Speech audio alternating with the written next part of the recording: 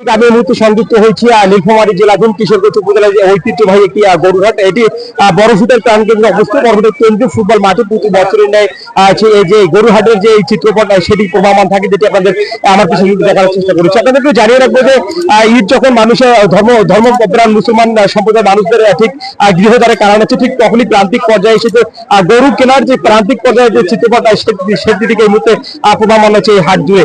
আপনাদেরকে জানিয়ে রাখবো যে গত বছরে যে গরু দিয়ে যে দামের যে তারতম্যের যে চিত্রটি আপনারা লক্ষ্য করেছেন, তার তুলনায় এই বছরে গরুর দাম একটু কম হওয়াতে একটু স্বস্তির নিঃশ্বাস মিলছে ক্রেতা শ্রেণীর মানুষদের সাথে। আমরা একটু কথা বলার চেষ্টা করেছিলাম আজকে হাটে আসা বিভিন্ন ক্রেতা সমাগমের মানুষদের সাথে। তারা আমাদের নিশ্চিত করেছেন যে তারা গত 3-4 দিন যাবত হাটে আসছেন, আসার পর তারা তাদের পছন্দের গরু ক্রয় করতে না পারলো।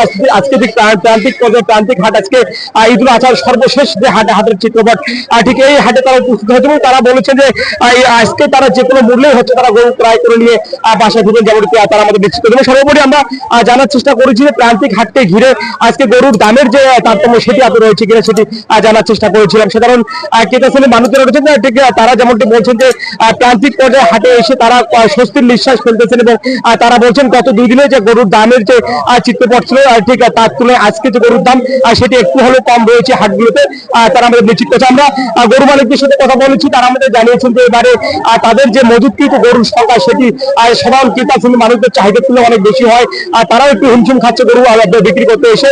এবং সর্বোপরি প্রান্তিক অঞ্চলে থাকে এই হাটগুলো যদি আমরা যেমনটি দেখেছি নীলফামারীর বিভিন্ন হাটগুলো ঘুরে যতটুকু দেখেছি আমরা যে এখানে বড় যে গরু রয়েছে, যেগুলো গরু প্রায় লাখের অধিক মূল্যে ক্রয় করতে হচ্ছে, সেই গরুর চাহিদা অনেকটাই কম লক্ষ্য করা যাচ্ছে। এবং আমরা কথা বলানোর চেষ্টা করেছিলাম এই সকল ক্রেতা সমাগমের মানুষদের সাথে। তারাও বলেছেন যে এবারে তাদের 60 থেকে 70 হাজারের মধ্যে যে গরুগুলো হচ্ছে সেটির প্রতি অনেকটাই চাহিদা রয়েছে, যেমনটি তারা নিশ্চিত করেছেন। ঠিক এই মুহূর্তে আমরা যে হাটটিতে রয়েছে এখানে অনেক ক্রেতা সমাগমের মানুষ রয়েছে, ঠিক তারা এখানে গরু ক্রয় করার জন্য এসেছেন। আমরা কথা বলার চেষ্টা করবো তাদের সাথে। ঠিক আমরা একটু জানতে চেষ্টা করবো যে এবারে হাটে গরুর যে দামের চিত্রপট সেটি এত কেমন রয়েছে। আপনার মাধ্যমে জানতে চাই যে এবারে হাটে গরুর দাম গত বছরের তুলনায় বেশি না কম? এবার কি জন্য কম। গরু কিনতে এসে কি আপনি এখন পর্যন্ত গরু কিনেছেন? আমার গরু কিনে কালকে শেষ করছি, শেষ হয়েছে।